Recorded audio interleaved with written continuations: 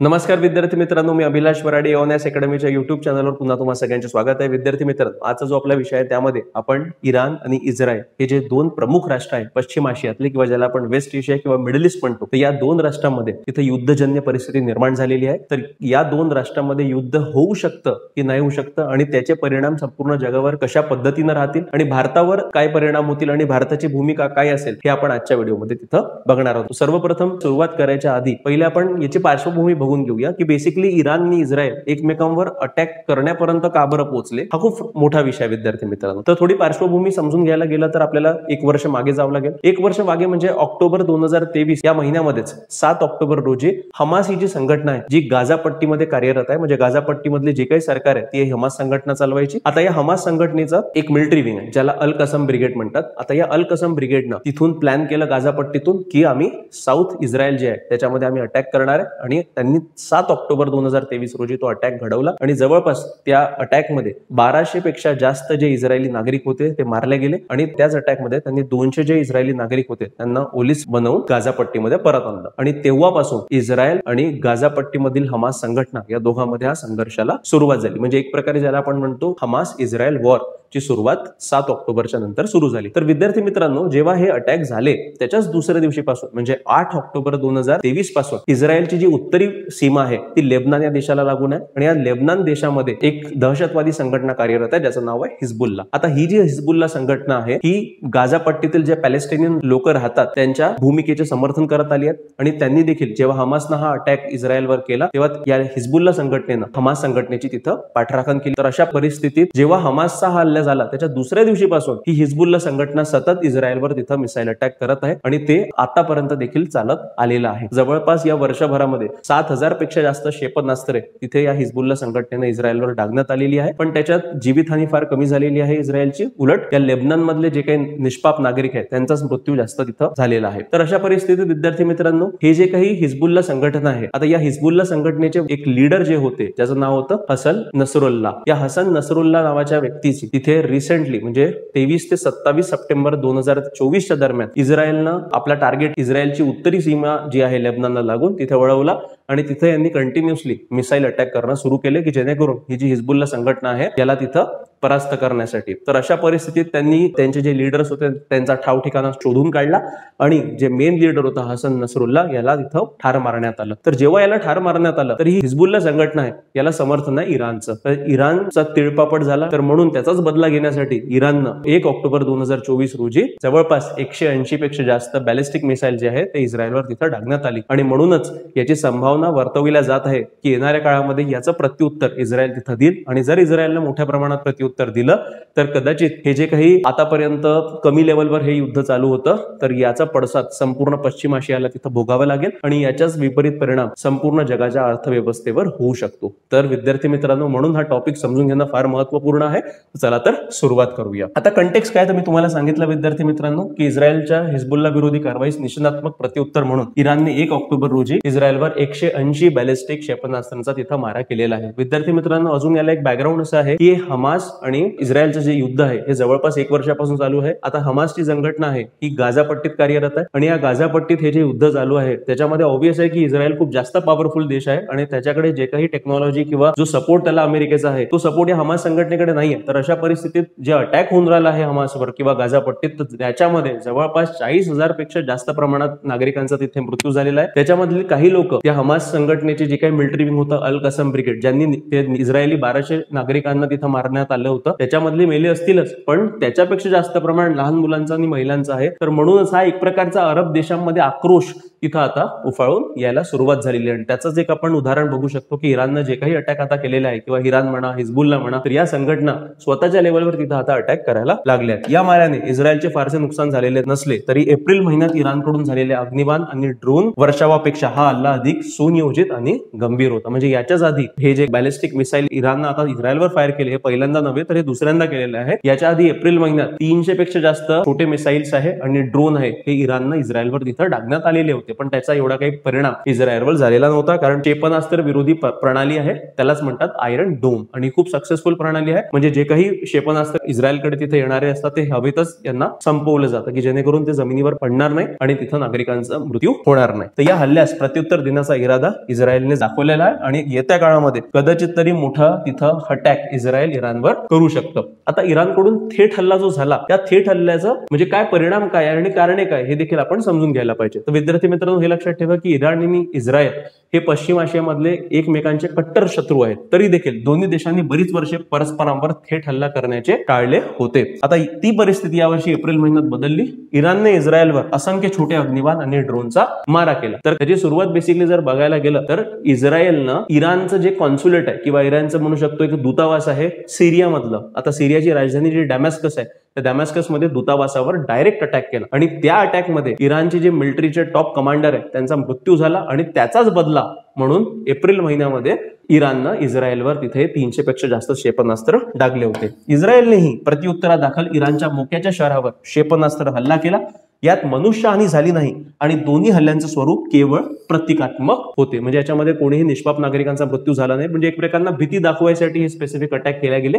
इराणने इस्रायलवर केला आणि इस्रायलने इराणवर केला. विद्यार्थी मित्रांनो, आता इराणच्या हल्ल्यामागील एक कारण म्हणजे इस्रायलने हिजबुल्ला नेता हसन नसरल्लाची हत्या केल्याबद्दल बदला घेण्याचे एक प्रकारचं त्यांचं मानस होता. पण त्या हल्ल्यात इराणच्या लष्करी उपप्रमुख पदावरील जनरल अधिकारी मारला गेला होता. म्हणजे कोणत्या हल्ल्यात, तर हे मी तुम्हाला आता जे सांगितलं की एप्रिल 2024च्या महिन्यामध्ये सिरियाची राजधानी डॅमॅस्कस मध्ये जे इराणचं दूतावास होतं त्या दूतावासावर अटॅक करण्यात आला होता आणि त्याच्यामध्ये इराणचा लष्करी उपप्रमुख मारला गेला होता आणि त्याचं प्रत्युत्तर म्हणून 300 जे ड्रोन्स आणि छोटे मिसाइल्स आहेत ते इराणनं इस्रायलवर डागले होते.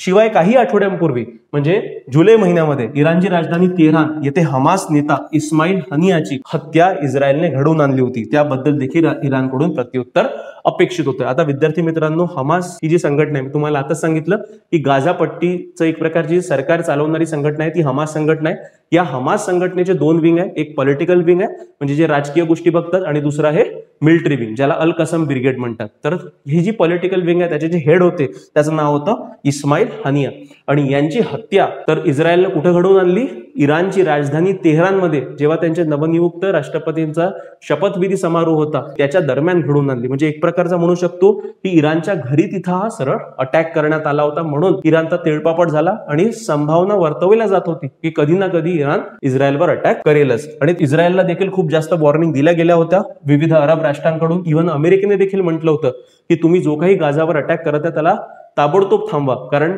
ज्या प्रमाणात एक प्रकारचं नरसंहार चालू आहे म्हणजे लहान मुलं आणि ज्या महिला आहेत त्यांचा खूप जास्त प्रमाणात मृत्यू होत आहे आणि खूप जास्त लोक तिथं विस्थापित देखील झालेले आहेत. तर अशा परिस्थितीत ते काही पॉसिबल झालं नाही आणि म्हणूनच याचा विस्तार दिवसेंदिवस वाढत गेला. आणि अजून देखील इस्रायल कोणत्याही परिस्थितीत तिथं आता तयार नाहीये सीज फायर करायला, म्हणजे ज्याला आपण म्हणतो युद्धविराम द्यायला, ना गाझा सोबत किंवा लेबनानची जी बॉर्डर आहे तिथे हिजबुल्ला सोबत. आता टाइमलाईन ऑफ इव्हेंट्स काय म्हणजे थोडं शॉर्टमध्ये आपण हे बघून घेऊयात. ऑक्टोबर 7ला म्हणजे याच्या एक दिवस आधी 2023ला हमासने इस्रायलवर अटॅक केला आणि त्याच्यामध्ये 1200 पेक्षा जास्त लोक मारले गेले.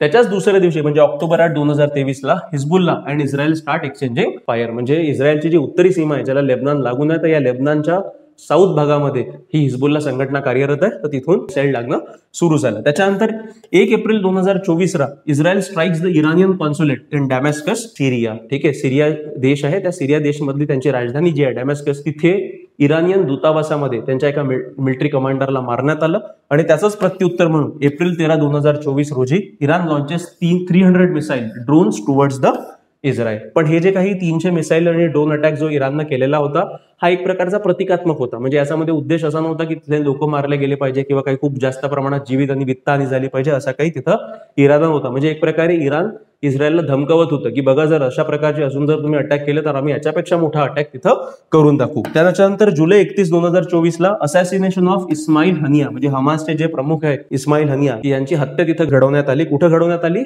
इराणची राजधानी तेहरान इथं. कधी? 31 जुलै 2024 आणि तेव्हाच अशी शक्यता वर्तवल्या जात होती की येत्या काळामध्ये इराण इस्रायलवर अटॅक करणारच. तर सप्टेंबर 23 ते 27 2024 दरम्यान Israel kills more than 700 people in Lebanon. आणि याच जे एअर स्ट्राईक्स होते याच्यामध्ये हसन नसरल्ला, हिजबुल्लाचे one of the main commander आहे, यांचा देखील मृत्यू झाला. आणि जेव्हा यांचा मृत्यू झाला तेव्हा एक प्रकारचं जे थ्रेशहोल्ड होतं ते इस्रायलनं ओलांडलेलं होतं आणि म्हणूनच त्याचं प्रत्युत्तर म्हणून 1 ऑक्टोबर 2024 रोजी इराणनं तिथं इस्रायलवर 180 पेक्षा जास्त बॅलिस्टिक मिसाईल डागले. ठीक आहे. आता इस्रायलकडून प्रतिसाद कसा असेल हे देखील फार महत्वाचं आहे विद्यार्थी मित्रांनो.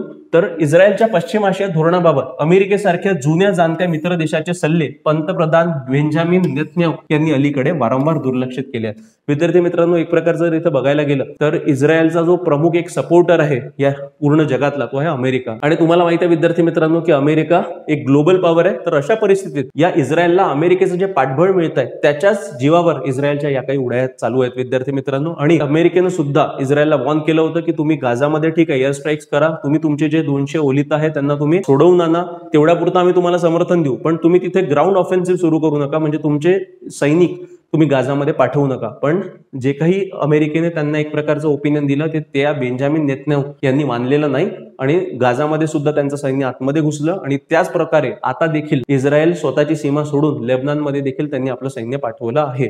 त्याच्यामध्ये देखील अमेरिकन आणि जे काही वेस्टर्न त्यांचे अलाईज होते त्यांनी देखील त्यांना म्हटलेलं होतं की तुम्ही सैन्य पाठवू नका आणि पाठवत असाल तर तुम्ही चुकी करताय. पण त्यांचं जे काही ओपिनियन आहे ते नजरअंदाज करून परत बेंजामिन नेतन्याहू यांनी काय केलंय, यांनी परत आपलं सैन्य लेबनानमध्ये घुसवलेलं आहे. तर त्याच्यामुळे देखील आता विपरीत परिणाम होऊ शकतात. आता हमासचा निपात करण्यासाठी इस्रायलने गाझापट्टीवर अंदाधुंद हल्ले केले, ज्यात जवळपास 40,000हून अधिक नागरिक ठार झाले आहेत. पण हमासच्या राजकीय आणि लष्करी नेतृत्व फळीतील अनेक जणही यात ठार झाले, याकडे इस्रायल लक्ष वेधते. तर बऱ्यापैकी एक म्हणू शकतो की हा जो काही अटॅक इस्रायलनं गाझापट्टीवर केला तर याच्यामध्ये हमासचे जे काही बंकर्स होते त्यांना प्रॉपरली त्यांनी डिस्ट्रॉय केलं, सगळ्या गोष्टी झाल्या. पण तेवढ्यावरच त्यांनी थांबायला पाहिजे होतं आणि सीजफायर करून वापस यायला पाहिजे होतं. पण तसं न करता त्यांचं अजूनही जे ग्राउंड ऑफेन्सिव्ह आहे ते चालूच आहे आणि त्याच्याचमुळे खूप जास्त प्रमाणात तिथं जीवित आणि वित्तहानी त्या गाझापट्टीमध्ये होते. आणि एक प्रकारचं या गाझापट्टीला ऑलरेडीच एक टोपण नाव होतं विद्यार्थी मित्रांनो, world's largest open air prison. तर आता ते world's largest open air prison तर आहेच आहे, पण खूप जास्त अजून प्रकारे काय झालेलं आहे, कॉम्पॅक्ट बनलेला आहे. आता हे बघा विद्यार्थी मित्रांनो, थोडा मॅप वरून तुम्हाला समजून जाईल. तर हा जो भूभाग आहे हा आहे सध्या परिस्थितीत इस्रायलचा. ठीक आहे. आता इस्रायलच्या देशाची निर्मिती कधी झाली, 1948. यावर विद्यार्थी मित्रांनो एक सेपरेट व्हिडिओ मी लवकरात लवकर अवेलेबल करून देईल. त्याच्यामध्ये तुम्हाला सांगेल की इस्रायलची निर्मिती कशी झाली आणि त्याची पार्श्वभूमी काय होती. आणि आता हे जे काही आपण झगडे बघतोय इस्रायल आणि अरब राष्ट्रांमधले, याचं जे ओरिजिन आहे ते ओरिजिनच आहे इस्रायलच्या निर्मितीमध्ये. आणि त्याच्यामध्ये प्रमुख कोणत्या राष्ट्रांचा हात आहे हे देखील आपण त्या सेपरेट व्हिडिओमध्ये बघू. तर हे बघा, हा सध्या परिस्थितीत इस्रायल विद्यार्थी मित्रांनो. तर याच्या जागी 1948च्या पहिले पॅलेस्टीन नावाचं एक राष्ट्र होतं. तर आता सध्या परिस्थितीत हे जे पॅलेस्टीन नावाचं राष्ट्र आहे हे फक्त एवढ्या भूभागापुरता, ज्याला वेस्ट बँक म्हणतात, आणि दुसरं ही गाझापट्टी, एवढ्यापुरता मर्यादित करण्यात आलेला आहे. आणि या वेस्ट बँक मध्ये सुद्धा आता काय चालू आहे की इस्रायली जे सरकार आहे, हे इस्रायली सरकार इस्रायली नागरिकांना, म्हणजे ज्यू नागरिक म्हणतात, या ज्यू नागरिकांना जबरदस्ती या वेस्ट बँक मध्ये देखील त्यांना वसवत आहे. म्हणजे जे पॅलेस्टीन लोक, अरब लोक तिथे राहतात आहे, त्यांच्या अधिकारांचं तर उल्लंघन होतच होत आहे, पण जी त्यांची जमीन होती ती जमीन सुद्धा त्यांच्यापासून बळकावून आता इस्रायल स्वतःच्या ताब्यात घेत आहे.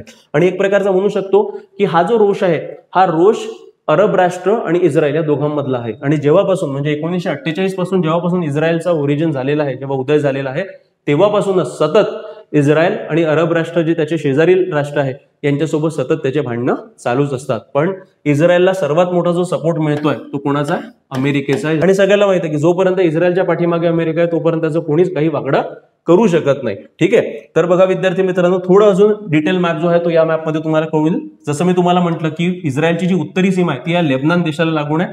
आणि या लेबनान देशाचा जो खालचा भाग आहे म्हणजे साऊथ लेबनान आहे, या भागामध्ये मुख्यत्वे ही हिजबुल्ला संघटना जी आहे ही कार्यरत आहे. तर विद्यार्थी मित्रांनो, ही हिजबुल्ला संघटना आहे तरी काय, तर ही हिजबुल्ला संघटना एक प्रकारे म्हणू शकतो इराण समर्थित संघटना आहे, म्हणजे ज्याला प्रॉक्झीज म्हणतात. तर एक प्रकारे याला जो काही आर्थिक पाठबळ मिळत आहे किंवा क्षेपणास्त्र वगैरे मिळत आहे तर ते इराण प्रोव्हाइड करतोय, तर असं आपण इथं म्हणू शकतो. तर हे खेळ. आणि इथं खाली जर बघितलं विद्यार्थी मित्रांनो, ही आहे गाझापट्टी आणि ही आहे वेस्ट बँक. ठीक आहे. तर अशा पद्धतीनं जॉग्राफिकल लोकेशन आहे इस्रायलचं ते आपण इथं समजून घेतलेलं आहे. आता जी पार्श्वभूमी मी तुम्हाला बघितली विद्यार्थी मित्रांनो, की जसं मी म्हटलं की सुरुवात कुठून झाली होती, सुरुवात झाली होती गाझा पट्टीमध्ये हमास आणि इस्रायल यांच्या युद्धापासून. पण हळूहळू करत करत आता संपूर्ण त्या वेस्ट एशियाच्या रिजनमध्ये तर युद्ध पसरत चाललेलंच आहे, पण त्याच्या बाहेर देखील चाललेलं आहे. उदाहरणार्थ इराणनं देखील काय केलं होतं, इराणनं देखील जी पाकिस्तान आणि इराणची सीमा आहे त्यांच्या भागामध्ये पाकिस्तानवर क्षेपणास्त्र टाकलेली होती. तर त्यांनी असं म्हटलेलं होतं की पाकिस्तानमध्ये काही जे टेररिस्ट आर्म ग्रुप्स आहे तर ते तिथं पाकिस्तानातून इराणमध्ये घातपात घडवून आणतात, त्यांच्यावर मिसाईल हल्ले केले होते. त्याचं प्रत्युत्तर म्हणून पाकिस्ताननं देखील इराणच्या बॉर्डरच्या आतमध्ये तिथं हल्ले केले आणि हे म्हटलं की आमच्या इथे जे काही अटॅक्स होत आहे ते तुमच्या भागातून होत आहे म्हणून अशा पद्धतीनं. मग नंतर काय झालं, नंतर सिरिया इराकमध्ये देखील अटॅक करण्यात आले. इस्रायलनं सिरियामध्ये केलं, इराणनं सिरिया आणि इराकमध्ये इथं हल्ले केले. त्याच्यानंतर येमेनमध्ये तुम्हाला माहिती आहे विद्यार्थी मित्रांनो, आता येमेनमध्ये सुद्धा गृहयुद्ध चालू आहे आणि या गृहयुद्धामध्ये इथं एक नवीन दहशतवादी संघटनेचा उदय झाला ज्याला म्हणतात हौती रेबल्स. आता हे हौती बंडखोर जे आहे हे हौती बंडखोर देखील इराण समर्थित आहे. म्हणजे एक प्रकारे म्हणू शकतो की इराण यांना देखील सपोर्ट करतोय हौती रेबल्सला जे येमेनमध्ये आहे, आणि इराण या लेबनान मधील जी हिजबुल्ला नावाची संघटना याला देखील समर्थन करत आहे. म्हणजे एक प्रकारे हे येमेन मधले हौती रिबल्स आणि इथली हिजबुल्ला संघटना हे दोनही काय आहे, इराणचे प्रॉक्सीज आहे. म्हणजे इराणच्या नावावर हे दोन तिथं कार्यरत आहेत. ठीक आहे. त्यानंतर गाझा आणि हमासचा वॉर चालूच आहे. लेबनानमध्ये देखील हिजबुल्ला जी संघटना आहे ती सतत इस्रायलवर अटॅक करते आणि इस्रायल त्यांना परास्त करण्यासाठी प्रयत्न करतोय. म्हणजे एकंदरीत जर बघायला गेलं तर संपूर्ण पश्चिम आशिया सद्य परिस्थिती तिथं युद्धजन्य परिस्थिती तिथं निर्माण होत आहेत आणि ही खूप चिंतेची विषय आहे संपूर्ण जगाच्या दृष्टिकोनातून. त्याचं कारण असं आहे विद्यार्थी मित्रांनो की तुम्हाला माहित असेल की जे काही मेजर ऑइल रिझर्व्ह आहे, तेलाचे साठे आहे, ते प्रामुख्याने या वेस्ट एशिया भागात आहे. आणि जर इथे जर इन्स्टेबिलिटी आली किंवा एक प्रकारे म्हणू शकतो की इथं जर युद्धजन्य परिस्थिती निर्माण झाली तर जगातील तेलाचे जे रेट आहे ते जास्त अजून वाढतील आणि त्याचा देखील विपरीत परिणाम भारत आणि इतर राष्ट्रांना देखील सोसावा लागू शकतो. इव्हन बघा हे येमेनचं मी तुम्हाला दाखवतोय विद्यार्थी मित्रांनो, तर येमेनचा जो मॅप आहे त्याच्यामध्ये हा जो एवढा भूभाग आहे हा भूभाग कोण कंट्रोल करतोय, हौथी बंडखोर. ठीक आहे. आणि या बंडखोरांना समर्थन कोणाचं आहे, इराणचं समर्थन आहे. आणि उर्वरित जो भाग आहे तो forces align with internationally recognised government. आणि हा एक छोटासा जो भाग आहे याच्यामध्ये दहशतवादी संघटना आहे अन्सार अल शेख नावाची, अल कायदा समर्थित एक संघटना आहे ती तिथं कार्यरत आहे. तर हे जे हौती रिबल्स आहे हे देखील इस्रायलवर अटॅक करत आहे आणि इस्रायल तिथून यांच्यावर देखील क्षेपणास्त्र डागत आहेत. म्हणजे इस्रायल ऍट अ टाइम 3 ठिकाणी वॉर चालू आहे इस्रायलचं. एक तर गाझा पट्टीत तर सध्या परिस्थितीत कमी झालेलं आहे पण तिथे देखील चालू आहे. दुसरं हिजबुल्ला संघटनेसोबत चालू आहे त्याच्या उत्तरी सीमेवर. आणि दक्षिण सीमेवर जर बघायला गेलं तर इथं हौती रिबल्स म्हणजे येमनचा जो भाग आहे याच्यावर देखील क्षेपणास्त्र डागण्याचं काम चालू आहे. कारण हे हौती रिबल्स काय करतात, आता हे जी बाब अल मंडप नावाची एक स्ट्रेट आहे ही जगामध्ये जे काही सागरी मार्गातून ट्रेड वगैरे होतं त्याच्यावर काही जहाज जातात याच्यावर ते सतत अटॅक करत आहे. आणि अमेरिका, USA, वेस्टर्न कंट्रीजच्या तर जहाज असलं तर पहिले अटॅक करतात. आणि अशा परिस्थितीत ते अटॅक करत असल्यामुळे देखील काय होत आहे विद्यार्थी मित्रांनो, जे काही सागरी वाहतूक आहे त्या सागरी वाहतूक प्रभावित झालेली आहे आणि याचा देखील जगाच्या अर्थव्यवस्थेवर विपरीत परिणाम होण्याची संभावना वर्तविण्यात येत आहे. म्हणून एकंदरीत जर बघायला गेलं तर हे जे काही युद्ध आहे जे फक्त इस्रायल आणि हमास पुरता मर्यादित होतं त्याचा विस्तार आता बऱ्या प्रमाणात झालेला आहे. इस्रायलच्या उत्तरेकडे लेबनॉनमध्ये हिजबुल्ला या आणखी एका संघटनेच्या बिमोडासाठी इस्रायलने तीव्र हल्ले केले आहेत. म्हणजे आता हल्ले तर झाले, आता पहिले हवाई हल्ले केले, हवाई हल्ल्यानंतर आता ग्राउंड ऑफेन्सिव्ह सुरू केलेला आहे. म्हणजे इस्रायली सैन्य आता लेबनॉनमध्ये घुसलेलं आहे आणि आता तिथं कारवाया करत आहे. हसन नसरल्ला आणि हिजबुल्लाच्या डझनभर कमांडरला ठार करूनही इस्रायलने आता हिजबुल्लाच्या सर्वनाशासाठी लेबनॉनमध्ये सैन्य घुसवले आहे. आणि आता पहिले अमेरिका म्हणत होतं की आम्ही समर्थन करत नाही आणि आता अमेरिका म्हणत आहे की नाही बा आता आम्ही इस्रायलच्या पाठीमागे उभे आहोत. म्हणजे एकंदरीत जर बघायला गेलं की इस्रायलचे जे प्रधानमंत्री आहे बेंजामिन नेतन्याहू हे कोणत्याही परिस्थितीत ऐकायच्या मनस्थितीत नाहीये, हे स्वतःच्याच मनाचं करत आहे आणि त्यांना माहिती आहे की अमेरिका आमचा पाठीमागे त्याला उभं राहावंच लागेल. येमेनमध्ये सक्रिय असलेल्या हुती बंडखोरांविरोधात त्या देशात इस्रायलचे हवाई हल्ले सुरू आहेत. आता इराणमध्ये मर्यादित क्षेपणास्त्र हल्ले करण्याविषयी नेतन्याहू कित्येक वर्षी आग्रही होते. म्हणजे नेतन्याहूचं आधीपासूनच होतं की बाबा आपण इराणमध्ये हल्ले करू, पण एक प्रकारचा प्रतिकात्मक हल्ले राहील ते आणि त्यांनी काही जास्त विनाश वगैरे करायचा नाही. पण एक प्रकारे इराणला आपण भीती दाखवू की बघा आम्ही आहोत इथे, जर तुम्ही आमच्यावर अटॅक केला तर आम्ही अशा प्रकारचे हल्ले करू शकतो आणि त्याच्यामुळे तुमचं देखील नुकसान मोठ्या प्रमाणात होऊ शकतं. या हल्ल्याच्या निमित्तानं ती संधी चालून आल्याचे ते सांगू शकतात. म्हणजे एक प्रकारे जर बघायला गेलं तर संपूर्ण जगाचे विविध जे देश आहेत ते प्रयत्न करतात की हे जे युद्ध आहे हे थांबलं पाहिजे. हमास आणि इस्रायलचं युद्ध थांबलं पाहिजे, इस्रायलचं जे लेबनॉनवर अटॅक करतायत ते देखील थांबलं पाहिजे, जेणेकरून पीस एस्टॅब्लिश झालं पाहिजे. पण इस्रायलचे जे पंतप्रधान आहे बेंजामिन नेतन्याहू यांची कोणतीही मानसिकता इथं युद्ध थांबवण्याची दिसत नाही. त्यांचं असं म्हणणं आहे की जे काही आपले विरोधी आहे त्यांचा संपूर्ण नायनाट केल्याशिवाय मी स्वस्त बसणार नाही आणि तोपर्यंत युद्ध सुरूच राहील. आणि या युद्धाचा विपरीत परिणाम विद्यार्थी मित्रांनो संपूर्ण जगालाच नव्हे तर इस्रायली नागरिकांना देखील तिथं भोगावा लागून राहिलाय. कारण प्रत्येक दिवशी तिथं सायरन वाजतात आणि अटॅक झाल्यामुळे लोकांना बंकर्समध्ये तिथं राहावं लागतं. आता इस्रायलची सक्षम क्षेपणास्त्र बचाव यंत्रणा कोणती आहे? कारण ज्यामुळे जे आता म्हटलं मी तुम्हाला की इराणने जवळपास 180 बॅलिस्टिक मिसाईल डागले, पण त्याच्यातले फार कमी मिसाईल तिथं टार्गेटला हिट झाले आणि बाकीचे मिसाईल हवेतच डिस्ट्रॉय करण्यात आले. तर ही क्षेपणास्त्र बचाव यंत्रणा कोणती कोणती आहे? तर मी तुम्हाला सांगितलं होतं आयर्न डोम तर ही प्रख्यात आहे, पण त्याच्या व्यतिरिक्त देखील 3 त्यांच्या मिसाईल डिस्ट्रॉयर सिस्टीम्स आहेत. त्या कोणत्या त्या बघूया. इस्रायल हा क्षेपणास्त्र बचाव प्रणालीच्या बाबतीत जगात अमेरिका, रशिया, चीन पाठोपाठ सक्षम देश मानला जातो. दीर्घ पल्ल्याची क्षेपणास्त्र भेदण्यासाठी इस्रायलने अमेरिकेच्या बरोबरीने एरो 3 प्रणाली विकसित केलेली आहे. हे कोणते? दीर्घ पल्ल्याचे जे मिसाईल्स असतात त्यांना हे डिस्ट्रॉय करतं. मीडियम रेंजच्या ज्या मिसाईल्स असतात त्यांना डिस्ट्रॉय करण्यासाठी डेव्हिड्स स्लिंग आणि एरो 2 प्रणाली त्यांनी विकसित केलेली आहे. तर कमी क्षमतेच्या आणि लघु पल्ल्याच्या क्षेपणास्त्र व ड्रोन पासून बचावासाठी आयर्न डोम ही सुपरिचित प्रणाली इस्रायल वापरत आहे. म्हणजे 3 प्रकारच्या प्रणाली इथे विद्यार्थी मित्रांनो, एरो 3, एरो 2 आणि डेव्हिड स्लिंग आणि आयर्न डोम. तर ही जी काही क्षेपणास्त्र विरोधी प्रणाली आहे, ही क्षेपणास्त्र विरोधी प्रणाली काही प्रमाणात यांना अमेरिकेने दिलेली आहे आणि काही प्रमाणात यांनी स्वतःच देखील डेव्हलप केलेली आहे. म्हणजे एक प्रकारे म्हणू शकतो की आर्म्स अँड अम्युनिशन मध्ये किंवा डिफेन्स मॅन्युफॅक्चरिंग मध्ये इस्रायलकडे ऍडव्हान्स लेवलची टेक्नॉलॉजी आहे. येत्या काळामध्ये इस्रायल आणि भारताचे संबंध खूप जास्त प्रमाणात वृद्धिंगत झालेले आहे आणि ही जी काही मैत्री आहे इस्रायल आणि भारताची ही दिवसेंदिवस वाढत आहे. आणि त्याच्यामध्ये महत्वाचा एक रोल कशाचा आहे? ऍग्रिकल्चर आणि ऍडव्हान्स टेक्नॉलॉजीचा. तर इस्रायल ऍग्रिकल्चरची जी काही ऍडव्हान्स टेक्नॉलॉजी आहे आणि डिफेन्स इक्विपमेंटची ऍडव्हान्स टेक्नॉलॉजी आहे भारताला तिथं हस्तांतरित करत आहे. आता इराणकडील क्षेपणास्त्रे कोणते कोणते आहे आणि किती त्याची मात्रा आहे हे देखील आपण बघून घेऊया. 2 वर्षापूर्वी अमेरिकेच्या एका अंदाजानुसार इराणकडे 3000 बॅलिस्टिक क्षेपणास्त्रे आहेत आणि त्याच्यामधले त्यांनी आता 180 तिथं वापरले गेले. आता हे 2 वर्षांपूर्वीचे आकडे विद्यार्थी मित्रांनो, म्हणजे आता त्या क्षेपणास्त्रांची संख्या वाढलेली देखील असू शकते. दरम्यानच्या काळात त्यात वाढ झाल्याची शक्यता नाकारता येत नाही. त्याच्या घटनेत इस्रायलवर त्यांनी 180 क्षेपणास्त्र टाकले, पण यातून अपेक्षित परिणाम साधलेला नाही. त्यामुळे अशा प्रकारे आणखी किती काळ इराण क्षेपणास्त्र व्यतीत करणार हा आता प्रश्नचिन्ह आहे. आता विद्यार्थी मित्रांनो, हे तर झालं इराणचं, पण इस्रायलचं जर आपण बाजू बघितली तर इस्रायली क्षेपणास्त्र विरोधी यंत्रणा सक्षम असली तरी महागडी आहे. क्षेपणास्त्र विरोधी यंत्रणेसाठी मुख्य घटक क्षेपणास्त्रे हाच असतो. म्हणजे त्याच्यामध्ये तुम्हाला मिसाईल्स तुमच्याकडे असणं आवश्यकच आहे, कारण जर तुमच्याकडे तुमच्या भूभागावर मिसाईल येत आहे तर तुम्हाला त्याला डिस्ट्रॉय करायला देखील मिसाईल सोडावीच लागते. इस्रायलच्या दिशेने इराणने टाकलेली काही क्षेपणास्त्रे अमेरिकेच्या युद्धनौकांनी हवेत नष्ट केली. तसेच इराणकडून असा हल्ला होणार असा इशारा अमेरिकेने दिला होता. म्हणजे ऑलरेडी त्यांना एक वॉर्निंग मिळालेली होती की अमेरिकेने सांगितलं होतं की इराण तुमच्यावर अटॅक करणार आहे. तर अमेरिकेच्या सुद्धा युद्धनौका तिथं मेडिटेरियन सी मध्ये तैनात होत्या. म्हणजे त्यांनी देखील इस्रायलची मदत केली आणि म्हणूनच एक प्रकारे हा जो अटॅक होता याला परतवून लावण्यास इस्रायल तिथं सक्सेसफुल राहिला. असा इशारा दरवेळी मिळेलच असे नाही, पण प्रत्येक वेळी इराण, हुती आणि हिजबुल्ला यांच्याकडून क्षेपणास्त्र हल्ले रोखण्याचे धोरण इस्रायललाही परवडण्यासारखे नाही आहे. म्हणजे आता सध्या परिस्थितीत 3 फ्रंटवर सध्या इस्रायल तिथे युद्ध लढतोय.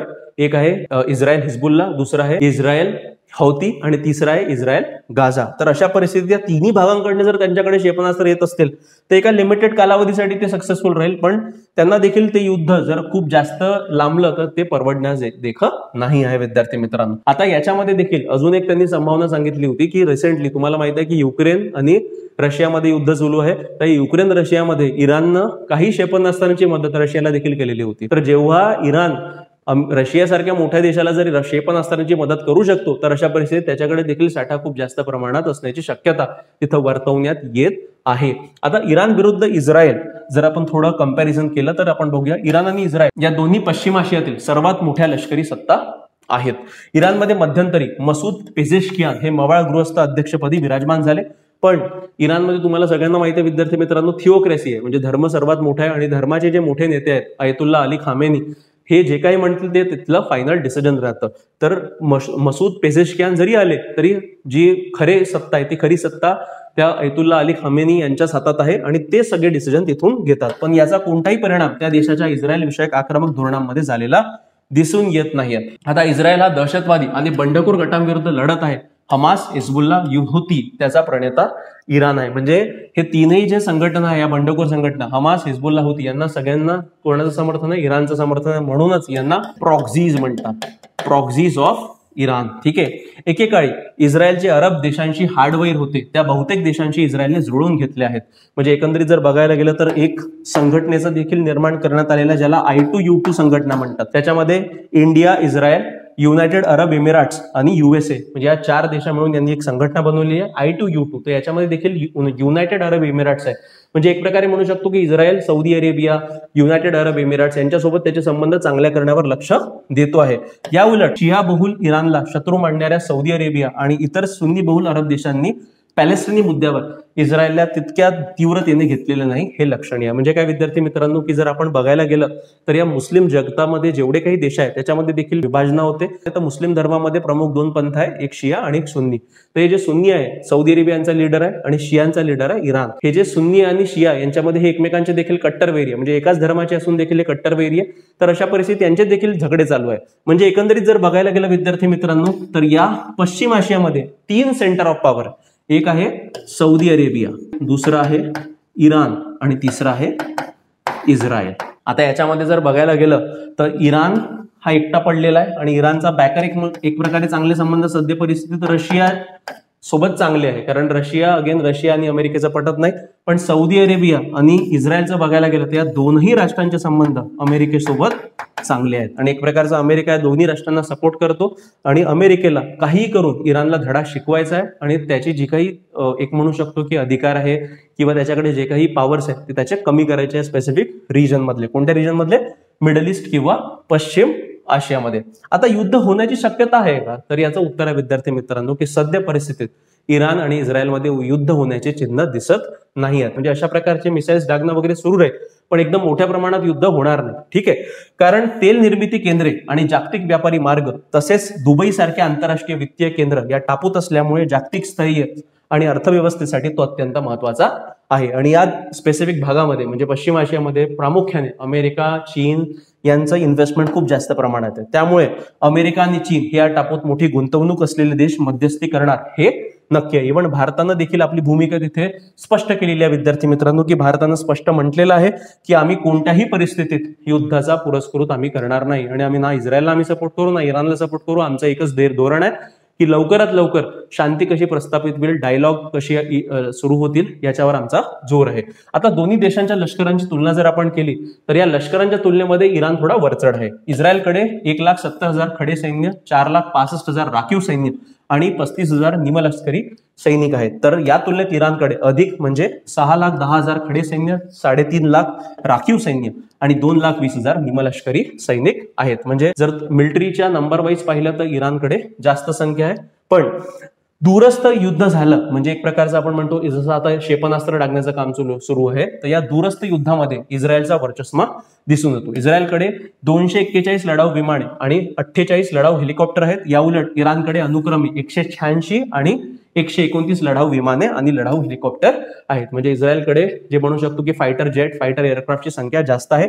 इस्रायलकडे अमेरिकी बनावटीची विमाने प्राधान्याने आहेत आणि ही जी काही अमेरिकी बनावटीची विमाने आहे ही ऍडव्हान्स लेवलची विमाने आहे आणि इस्रायलकडे जी काही विमाने आहे फायटर जेट्स आहे हे तुलनेने जुने आहेत, हे सोव्हिएत बनावटीचे लढाऊ विमान आहेत. ठीक आहे. तर अशा परिस्थितीत विद्यार्थी मित्रांनो एकंदरीत जर बघितलं तर हवाई हल्ल्या जर झाले तर हवाई हल्ल्यामध्ये तिथं इस्रायलचा वर्चस्व तिथं दिसू शकतो. आता मोठा प्रश्न आहे विद्यार्थी मित्रांनो की इस्रायल आणि इराणच्या युद्धामध्ये भारताची भूमिका काय? तर भारताची भूमिका स्पष्ट आहे विद्यार्थी मित्रांनो की भारताने स्पष्ट केलेलं आहे की आमचे इस्रायल सोबत संबंध देखील चांगले आणि इराण सोबत संबंध चांगले. तर अशा परिस्थितीत जर युद्ध झालं तर आम्ही कोणत्याही देशाची तिथं बाजू घेणार नाही. म्हणजे आम्ही तटस्थ राहू आणि आमचा एकच उद्देश आहे की कोणत्याही परिस्थितीत शांतता प्रस्थापित झाली पाहिजे आणि ही शांतता प्रस्थापित होण्याचं प्रमुख माध्यम जे आहे ते चर्चेचं माध्यम आणि त्या चर्चेच्या माध्यमाला आमचं समर्थन तिथं राहणार आहे. आता अशा परिस्थितीत बघायला गेलं विद्यार्थी मित्रांनो तर मागच्या काही वर्षांमध्ये इस्रायल आणि भारताचे संबंध खूप जास्त प्रमाणात वृद्धिंगत झालेले आहे. आता आणि त्याच्यामध्ये मुख्यत्वे इस्रायलकडून आपल्याला ऍग्रिकल्चरची जी नवीन टेक्नॉलॉजी आहे त्याच्यावर फायदा होत आहे आणि नवीन ऍडव्हान्स डिफेन्स इक्विपमेंट आहे त्याच्यावर देखील इस्रायल आपली मदत करतो आहे. तर म्हणजे एक प्रकारे बघायला गेलं तर इस्रायल आणि भारताचे संबंध खूप चांगल्या परिस्थितीत आहे. आणि दुसरीकडे जर बघितलं इराण आणि भारताचे जर संबंध आपण बघितले विद्यार्थी मित्रांनो तर ते देखील चांगल्या परिस्थितीत आहे. म्हणजे आतापर्यंत म्हणजे अमेरिकेनं आर्थिक निर्बंध लावण्याच्या आधी पर्यंत बऱ्या प्रमाणात आपण जे तेल होतं कच्चं तेल, ते कच्चं तेल आपण कोणाकडून घ्यायचो? इराणकडून घ्यायचो. पण अमेरिकेने जे काही आर्थिक निर्बंध इराणवर लावलेले आहे त्याच्यामुळे आपण तेल आयातीचं प्रमाण इराणकडून सध्या परिस्थितीत कमी केलेलं आहे. पण त्यासोबतच आपण इराणमधलं एक बंदर डेव्हलप करतोय, त्याचं नाव आहे छबार पोर्ट. ठीक आहे, हे छबार बंदर विकास प्रकल्प जो आहे हा भारताकडून राबवण्यात येतं विद्यार्थी मित्रांनो, आणि हा खूप महत्वाकांक्षी प्रकल्प आहे भारतासाठी.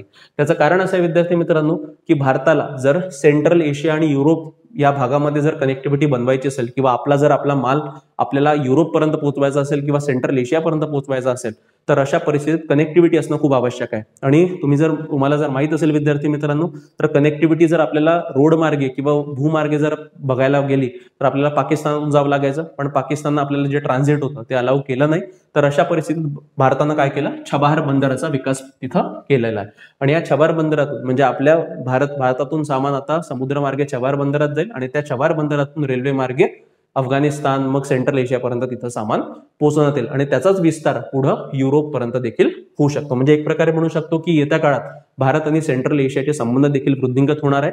त्याचा देखील फायदा या छबार पोर्टच्या माध्यमातून भारताला आणि इराणला देखील होऊ शकतो. तर त्यामुळे युद्ध भडकलेल्या कोणा एका देशाची बाजू भारत तिथं घेणार नाहीये. हे बघा विद्यार्थी मित्रांनो, हे जे छबार पोर्ट आहे हे इराणच्या कोस्टल भागावर आहे. मक्रान कोस्ट म्हणतात, त्या मक्रान कोस्टवर छबार पोर्ट लोकेटेड आहे. याच्याच जवळ पाकिस्तानचं ग्वादर पोर्ट आहे. आता या ग्वादर पोर्टचा विकास कोण करतंय? या ग्वादर पोर्टचा विकास करताय चायना आणि या छबार पोर्टचा विकास कोण करताय? तर भारत.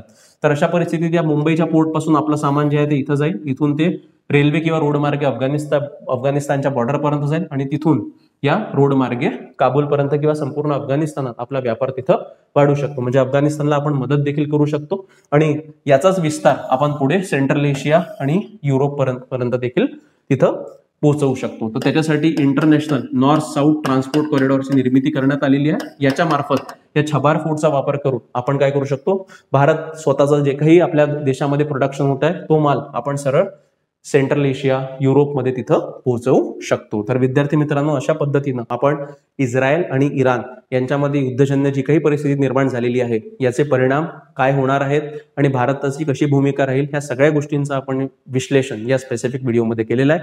तुम्हाला जर व्हिडिओ आवडला असेल तर व्हिडिओ लाईक करा, शेअर करा आणि चॅनलला सबस्क्राईब करायला विसरू नका. धन्यवाद विद्यार्थी मित्रांनो.